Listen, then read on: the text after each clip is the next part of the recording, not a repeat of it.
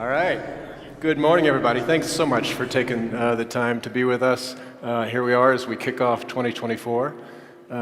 We want to give you updates on things going on around the church. And Kate, can you turn me down just a little bit? I think I'm a little echoey.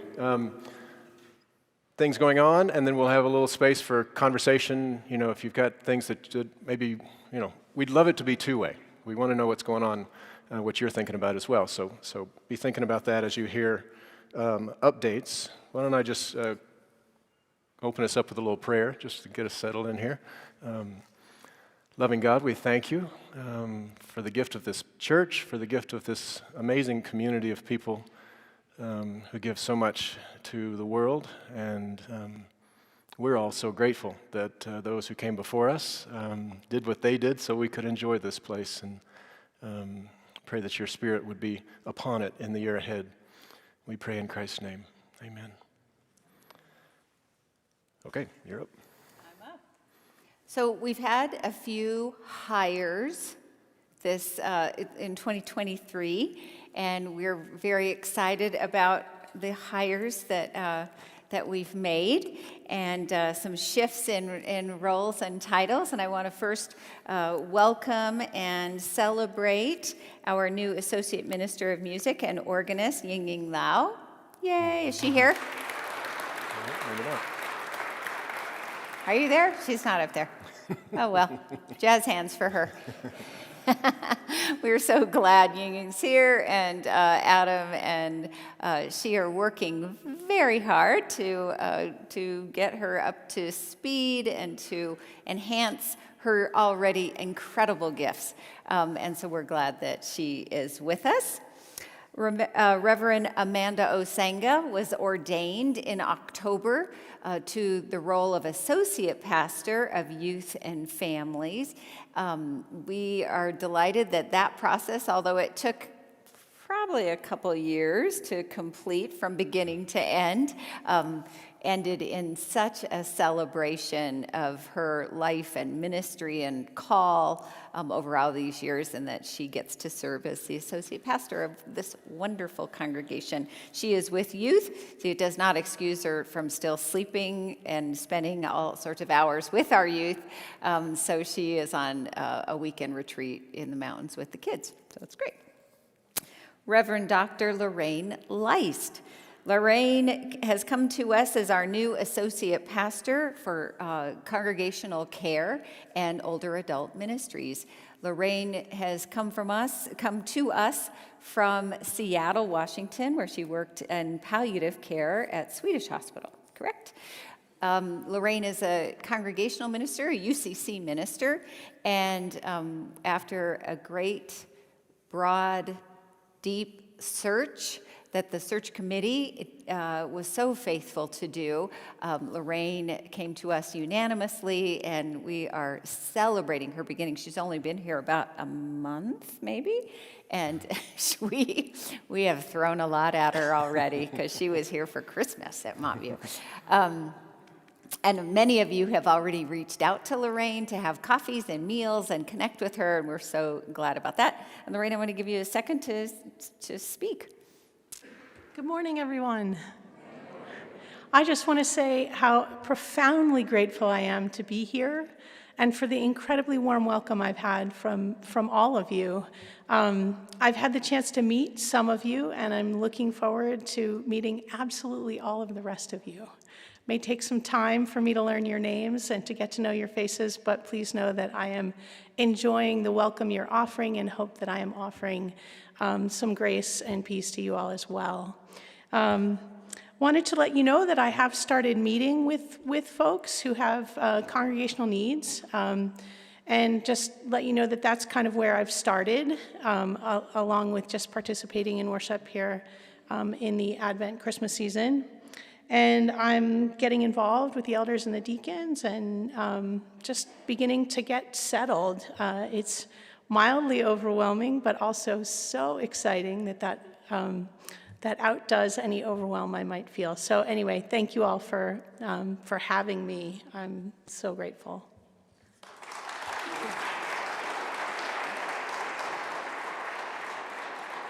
Does anyone have any questions for Lorraine before she goes and sits in the pews there? Anything that you're dying to know, or just be sure you get to know her if you don't already. Okay, all right. Thanks, Lorraine, for that so much. A reminder about that position, this new position that we created, that comes out of a grant we received from the sale of Montview Manor, so it really doesn't come out of our operating budget. It does increase our operating budget, but it's a wash, so to speak. It's being paid for by those funds. And the way that'll work is we decided to titrate it over about 20 years, so the first 5 years will be paid completely from that fund, and then in year 6, we'll start to add money from our operating budget, a little bit more each year, so that after 20 years, we are now paying for it as the money from the fund runs out, so that we don't have to say goodbye to that position at some point. Make sense? So that's how that all works. All right. So the other transition is mine, and Clover will give you a little update on the interim search. But we also I want to give you a little update on my son, and then my own transition. Next week is what I hope is our last of 6 chemo treatments that Ian will undergo at Children's Hospital. We go once a month for 3 days, and this is, per this regimen, this is the last one. And so then they'll do a scan at the end of the month to see, an MRI scan to see what they see. And the hope is that they will see, I get the sense that it's not a definitive science of what they see. So it should look like probably dead cells in there. And that's the hope, is that it has killed all of the cancer cells. And then they monitor it for 3 months, or after 3 months, we'll do another scan. So in some ways, that next scan is almost more important than this scan on the 30th, because that'll tell us whether they're seeing anything come back. And I assume if they do, then we will have to do more chemo or something like that. But, and this is where I'll get super emotional. Where I was, this was March 29th when our world turned upside down. And for months, we were adrift at sea, and the possibility that this could turn out okay is just, as you can imagine. So we're in this weird place of hoping and actually being able to have that hope, and that also feels really scary to hope at that level. So we're still in a very tender place, but a place with a little hope, and that's just, can't tell you what it means. So, and I can't tell you what it's meant to stay here this year and be supported by this congregation the way I have felt in this year. If you recall, I was planning to retire last May 7th, and so my second annual retirement will be May 5th of this year. We just decided to extend it for a year, and I think we mentioned that at one point. I'm not sure everybody heard that. So my final Sunday will be May 5th of this year. We'll do a celebration out in the parking lot with a camping theme, because I love to camp, on Friday evening, May 3rd. So if you're marking your calendar, we'll start to get those dates out in our communication here soon. But those 2 key dates are coming up. I still have no idea what I'm going to do next. I still feel like this has been the right span of time in ministry. I have actually been. I didn't know I didn't know how this year would go for me. Of how this would feel to keep working, and it's been a gift. It's been. I've the chance to. I tease about a second annual, but to roll through a second Christmas, and I've been able to really absorb it and have loved this Christmas with you. I love watching you take communion, even though I have another month of not being able to serve communion. It gives me a chance to kind of watch this congregation and watch all of you dear souls who I know so well, and I know your stories, and it's been a really precious time for me, and these last 4 months will only be more precious, for sure. So that's the update on me and my son, and you can ask questions. Maybe let's hold questions till the end. And how about the interim search? Yeah. So the interim CoPastor nominating committee released pause back in October. The session commissioned them to proceed with their search. So they have been in the thick of advertising the interim CoPastor position and receiving many candidates' applications, which has been great. They've done a narrowing process, and I and Jason Hayes, we've done some interviews, Zoom interviews of these candidates, and I think we're narrowing down, which is really good. I don't want to say too much just in case things change. So keep that committee in your prayers. They're doing faithful, very faithful, and a lot of time. They're spending a lot of time in this good work. Each candidate that we've talked to, I must say, reported that if the committee reflects at all the congregation, then this congregation is spectacular. So that is a testimony to their good work and their good wills. Okay, so that's, yes. Yes. Do that one. At the end? No? Oh, okay. Good news. Another good news, and that is a new ministry started just about a month ago, maybe a couple months ago, and that is a ministry for 20s and 30s.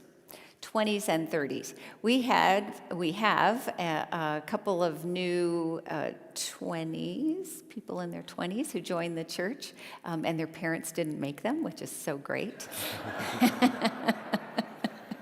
They really actually want to be here, which is so great. And these wonderful people asked, do we have anything for 20s and 30s for young adults for fellowship? And we said, we need to now. So Todd Remby and Amanda Osenga and I helped kind of put together a first gathering. I guess it was about a couple of months ago. And I don't know, 12 to 15 20s and 30s came out for it, and they talked about what they want and what they hope for in a fellowship here at Montview Church. And let me just say, one, of course, they're so great. Two, they were so articulate about wanting a place of meaning where they can talk about their faith with other people that is safe, and that many places in their worlds, they don't get to talk about faith, but faith is important to them, and their questions are important to them, and their search. So yay for Montview Church in offering a space for them, and yay for them for initiating it. So they have a calendar of activities, and every month, so in case you do have a kid, a young adult that you want to make come to church, maybe, I might have one, I don't know. The second Sunday of every month at 9:30 will be a fellowship time for 20s and 30s, 9:30 to 10:30, second Sundays, and I think in McCollum Room or somewhere. Yep, Todd is right there, and Todd is really helping to move that ministry along. So that is something to celebrate in an age where when not many young people are going to church. So the blessing of 20s and 30s coming to Montview is really exciting. Okay. A quick update on the Mission Impact Fund. This is a fund that we created out of the capital campaign that we just are finishing up. It was an $8 million campaign. We designated $800,000 to be given away to partner organizations. We will divide half of that will go to international organizations, $400,000, half of it to domestic organizations, $400,000. And this first round of grants, we're just doing all the international side of that. So $400,000 to international organizations.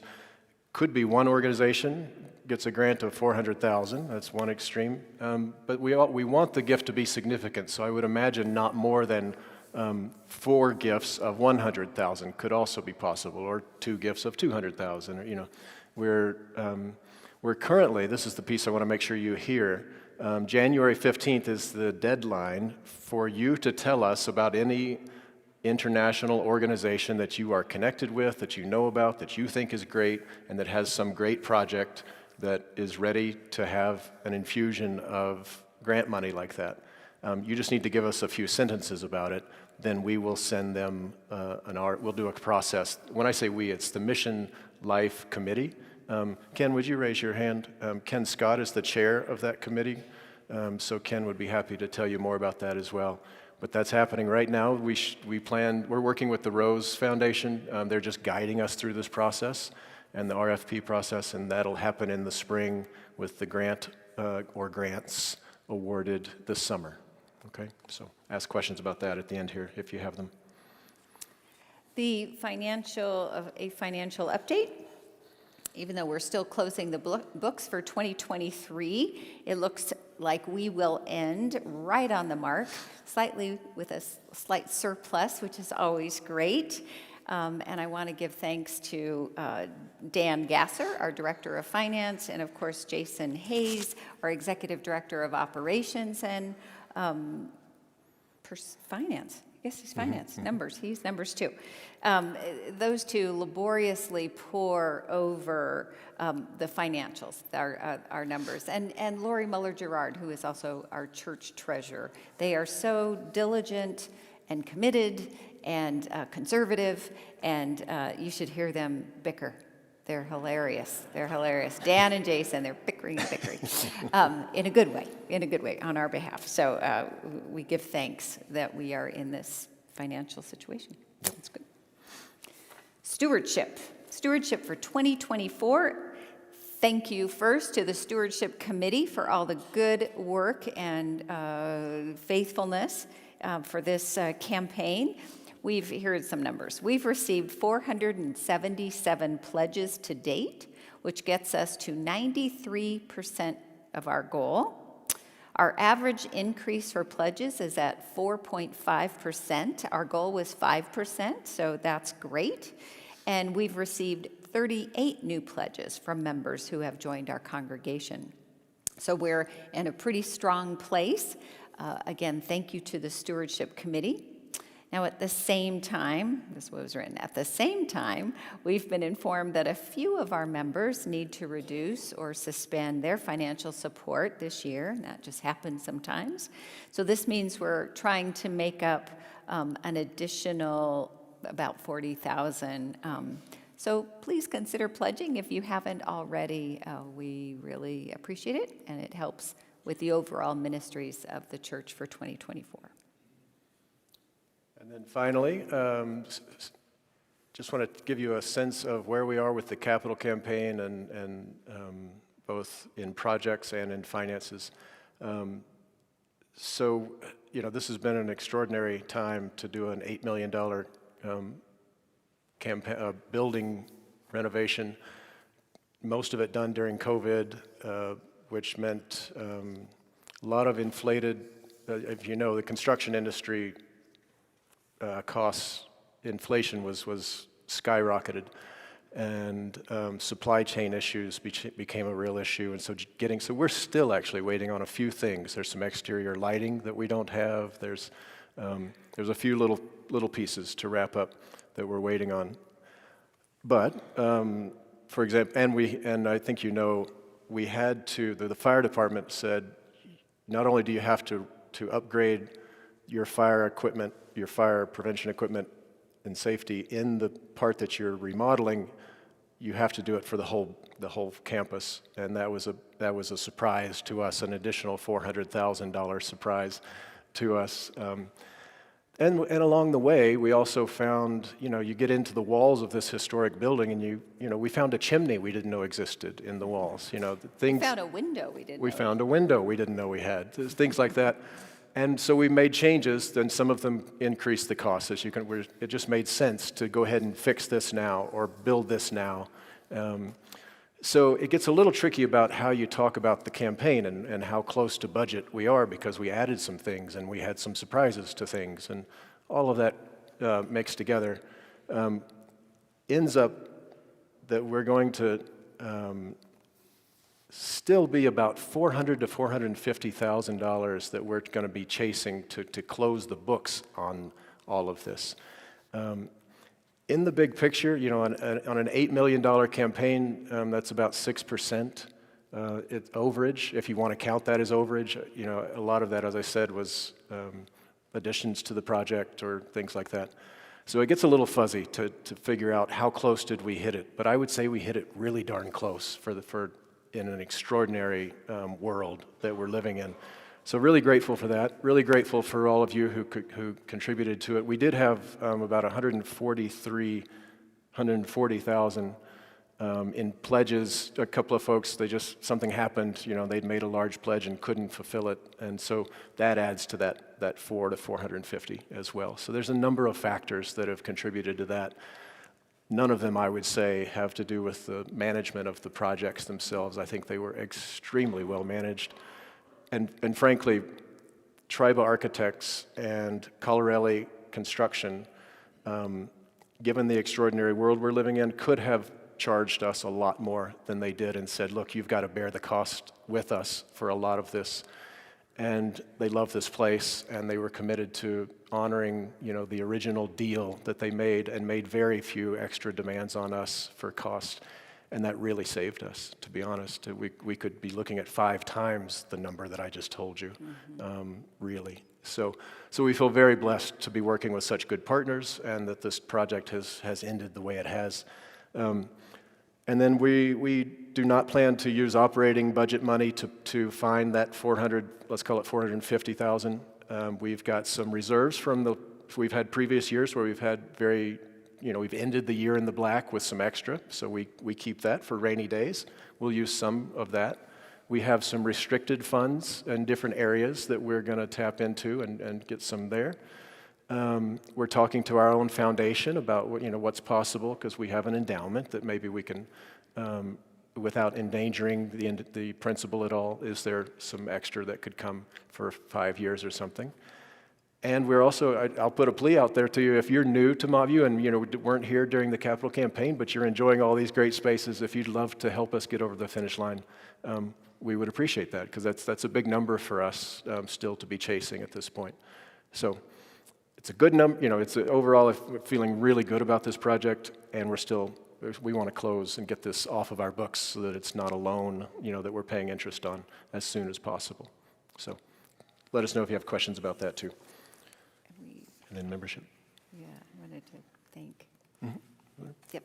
And to add on to that report, we would be remiss if we did not thank Bob Cloud, Martha Carlson, and the whole construction committee. They have midwifed, shepherded, whatever metaphor we want to use, all the way through what has presented moments of hardship and anxiety, but they've been incredible, and I really do invite you to give a round of applause for them.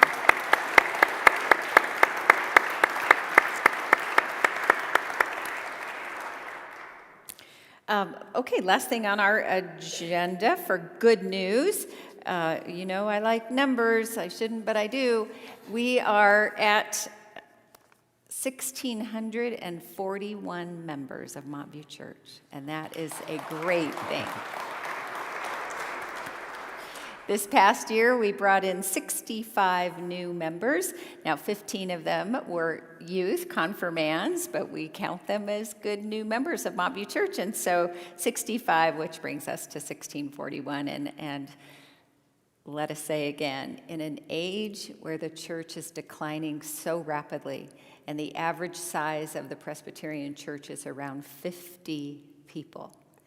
This is incredible. And what comes with it is great responsibility for what our role and gifts and resources and privilege, what we are called to offer to the world and to other churches who are in need. So I don't take that lightly. All right. It's good news, though. Yeah. Yep. Okay. Conversation, questions. Bob has a microphone, just so we're live streaming. Oh, and Todd too. We're live streaming, so if you wouldn't mind waiting until they give you the mic so they can hear at home. Yeah, Ellen. On the interim position, what's the sort of vague time frame that you see that happening? Yeah, great question.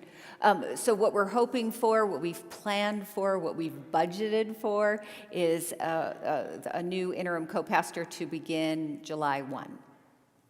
And so again, Ian's last Sunday is Cinco de Mayo, May 5. So it will give us a couple months before the new person begins. So. Other thoughts or questions, comments? Somebody in the back there. Was it Martha? Mm-hmm. Yeah. Could you update us, please, on Temple Micah? Yeah, great one. Want me to start? Mm-hmm. Yep. I just had lunch with Rabbi Adam Morris, the rabbi there. They have worshipped here now, so they are in. They are still doing some, making the space. So their primary place of worship is at what we used to call the green room, so right above the McCullum room, one floor up. And they're still going to make that space, theirs. We can use that space during the week if we need to for a meeting or something. Most of the time we won't need to. And they meet every other a Friday night or a Saturday morning is when they worship. So a lot of us won't see them, they're not here on Sundays. And so, but they're here in the building, and then when they have a bar mitzvah or bat mitzvah, and that space is too small, they'll use the Miller Center for those larger events, or the high holidays. They'll use the Miller Center, and I would say so far the scheduling is working pretty well. A lot of theirs they know pretty far out, and of course the high holidays we know we can plan those out for years. So I think we're off to a good start. You want to talk about the 21st?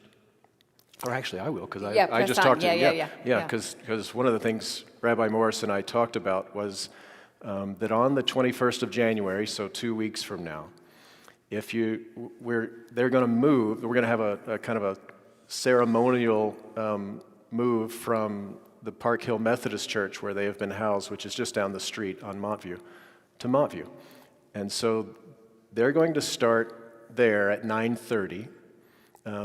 Park Hill Methodist Church people want to be there. Temple Micah people will, of course, be there. And they'll have some of the scrolls with them. And they'll have a little liturgy and a prayer. Now, the Methodist Church has to start church at 10. So what Rabbi Morris and I talked about, that you and I haven't even talked about, is that he likes the idea of Montview meeting he'll find a certain kind of a halfway point. So they'll get started there and meet us.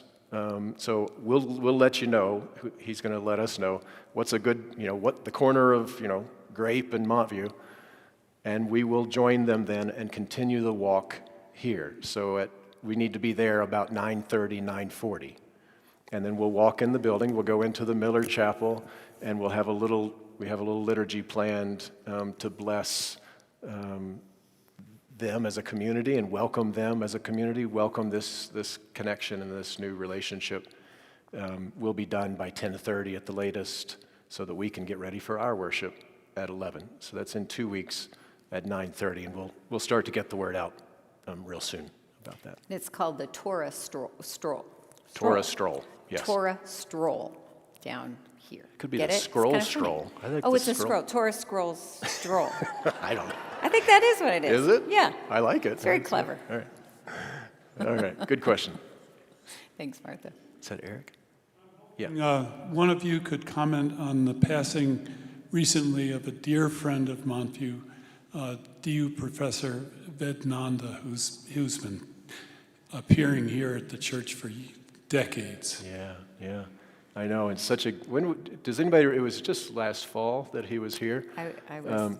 I can't remember. No. Maybe you remember, Eric, what he was speaking on, but he was so eloquent, and he's such a beautiful man. He just fills the space, and so smart too.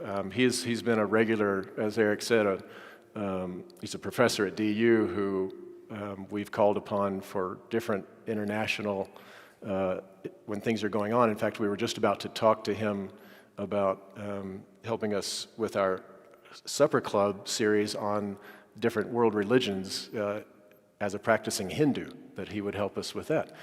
And so we were quite surprised to hear that he had died just recently, and we're very saddened by it. He was a very large soul in a small man that was a powerful person. Yeah. Thanks, Eric, for naming that.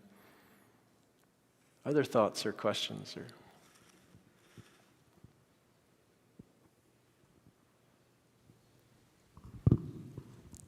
Could you update us on our anti-racism efforts? That's a great question. Maybe there's someone from Marilyn's the here. art team. Marilyn, would you mind giving us a real brief update on that? Oh, there's Diane too. Oh, Yeah. there's Diane right there.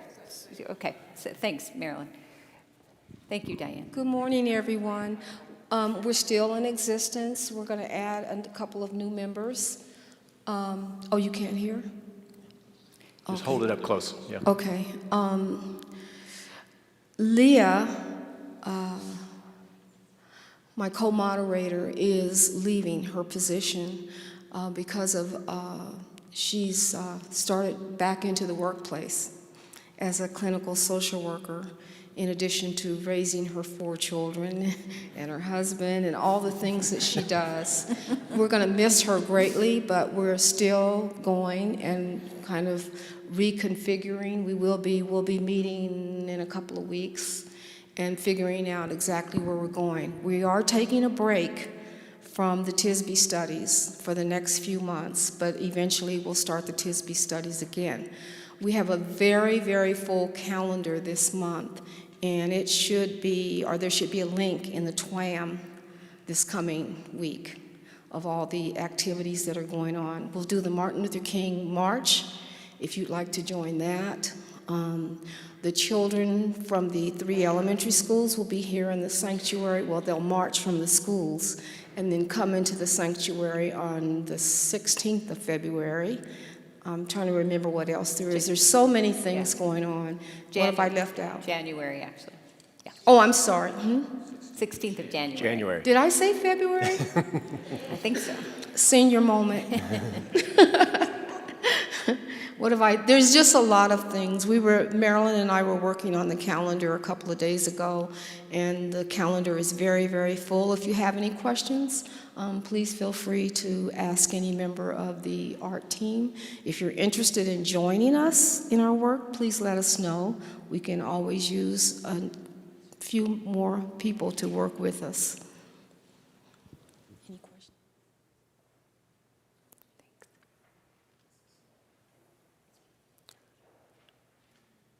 Yeah, John. 2 questions. That works. What is the future or life of the Barrett Chapel? Been here a long time, and I was wondering if that is going to be repurposed back to what it was. And secondly, you mentioned growth. We're 1,600 plus. We're headed in the right direction. And do you see growing? So we're seeing a growing staff. Is there any thought to growing the session to be able to help manage the growing congregation in numbers, increasing the size of session that used to be 36? Yeah, we're not going back there. It's like the Senate. You want me to take those? Sure, I don't know about the Barrett Chapel, what the Yeah, answer is. well, the thing to say about Barrett Chapel, it's a great question. Just what that leads me to say is one of the issues we have always had, especially on this level, is there's no storage on this level. And when we first thought about remodeling, we took out remember the old library, that was to be closed in and to create storage that would be close enough to store things that we need here in the sanctuary. You know, we've got risers and music stands and all kinds of things that go in and out of here. And when we took out the old library and opened up, we could open those doors between the Miller Chapel and the Heritage Center for the first time, and Bob could tell us a long time. Our mouths dropped open. It's such a beautiful connection between those spaces. We thought, well, that would be sinful to put storage right here.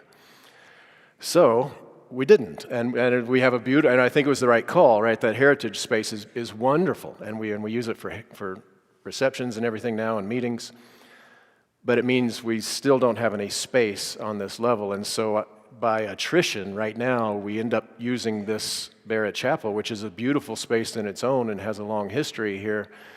So I would just say I think we feel a little stuck right now as to a solution that, for the sextons and the people behind the scenes that do all the work to keep these tables in and out of here. Where do they put them that's not so cumbersome? We don't have a solution yet, and so right now that's been the default solution. It's not a good one because it's a beautiful space. I don't know what you would add to that. Yeah, I think another thing that we're trying to avoid in the renovation of the new space is that, if you remember, a lot of storage was being held in the walkway adjacent to the Miller Chapel, that hallway, and the tower room that was filled with all kinds of things for life at Montview and music and mask and all. And we want to keep that space from being filled up again. So that's still another challenge for us, is keeping those spaces clean and dignified to their purpose. But it does leave us with a challenge. It's not something that's not. It's something that's not on our mind. It's not something that's not on our mind. It's a double negative, I know. Anyway, so thank you for the question on that. But let me add 2 space additions. We have transformed the choir room. What was the choir room downstairs? The choir is now practicing in the gallery room, which has now become the new choir room. It's not the gallery, it's the new choir room. And what was the choir room is now the confirmation room. It's the room for confirmands. And so they will have their own space and be able to have things on the walls, and that will be the confirmation room for that program. So that was renovated for that. And then the second question John's asking about is the size of the session. It's a great question as we grow. Might be something to think about. I will say, having been here when we had 36, for example, some interesting things, some things I would not have intuitively thought would happen happened as we got smaller. The trust level when you've got 12 people getting 12 plus a youth elder is tremendous. You actually know and get to connect with people at a different level. You can communicate much more easily around the session table. When I came, you had to have a microphone, and you passed the mic, and then I spoke, and then it was really cumbersome with 36 because we couldn't hear each other. The square was too big. And now we can be a little less formal, and if someone's, as you can imagine, we get passionate, and someone's going one direction, and instead of feeling defensive and, now I want to speak, you can just say, can you take a minute and say a little more about this? We can be a little more connected as we talk, and I have found that the trust level has skyrocketed, and therefore our work, we move at the speed of trust, someone smart said, and I really find that to be true. What it requires, though, to John's point, is that then each of them are liaisons to our basic committees, the ones you really have to serve the church. When you had 36, you'd have 2 or 3 elders on each of those committees, and they were very committed to getting that work done. So what it requires is getting people who are not currently on session to feel that sense of commitment when they're serving on these committees, and to do a good job of bringing more people onto those committees, which actually expands the sense of ownership, really. Because even though we've got 12 on session, you count all those people on all those committees. If they feel ownership for it, it's more than 36. But we've got to keep doing that and doing that well. I think that's been our strategy to answer that. Might be other ways of doing it, and if you want to talk more about it, maybe John, if you're feeling like it should be bigger, be happy to hear. So. And in a lot of the information and common wisdom, I guess, or wisdom about organizational structures in churches, at least, is counterintuitively, the larger the body, the smaller the larger the church, the smaller the governing body should be. So that's interesting. That's what we found. It's worked well. Yeah. So then the session can stay at looking at a higher level of vision and implementation of larger decisions, and not get into the weeds of doing the work. Of The other advantage of that is when the what's the committee that finds, nominating committee, nominating committee goes out each year to find our new elders, right? If you're replacing 4, and that still can, it's not the first 4 you ask typically, right? It takes a little while, and this one would love to, but they're busy, and this one's traveling, and so it gets down to 7 or 8 or 9 people that you've asked by the time you fill those 4 slots. When there were 36, we had 12 that we were filling. So you can imagine how many people you have asked, and you're maybe down to someone that you're like, yeah, I don't know if I want to do this, and you're like, yeah, we don't know either, but just come and do it because we need to fill this slot, right? So now we're getting really, the 4 that say yes, they want to be there, they're the right people at the right time, and I think that's helped too. So, other thoughts, questions?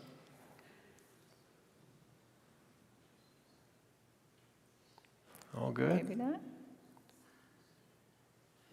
All right. One more? Okay. Yeah, Debbie. Is this the largest, I guess I'd say in my generation, membership that we've had? What's your generation? That was coming. Okay, I've been here since 71. 1970. That's a good generation. Yeah, the basic membership roles, we kind of tongue-in-cheek talk about the days of Arthur Miller from 48 to 68. At one point, were around 4,000 people on the rolls. It was post-war, everybody. Yep, right. It was, if you were a Presbyterian or had any roots in Presbyterianism and you lived in Park Hill, you were probably coming here and probably beyond there. And I'm not sure how strict they were with the books of getting people off the rolls who maybe, had died and, were still on the rolls. I don't know. But we're pretty strict about them, because we pay the presbytery each year a tax or a per capita for each person, so we keep them pretty tight. So say there were 4,000 people here in the 50s, right? Like a lot of churches in the 70s, and this church in particular hit a rough spell in the 70s after Arthur Miller. There was a pastor and things didn't work very well, and then that's when the CoPastorate started in 1975. But there were just larger forces at work, right, in the culture coming out of the 60s that were affecting churches all over the place.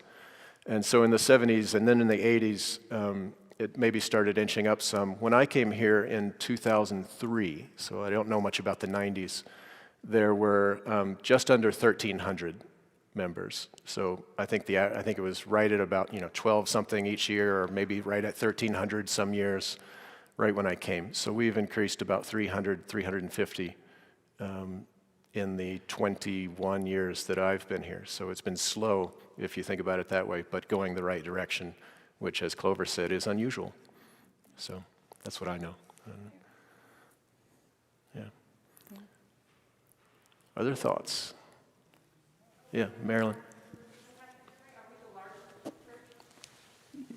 I'm going to say yes. Yeah, In we're the Presbytery? in the Presbytery. Yeah. Oh, yes. Yeah. Oh, yes.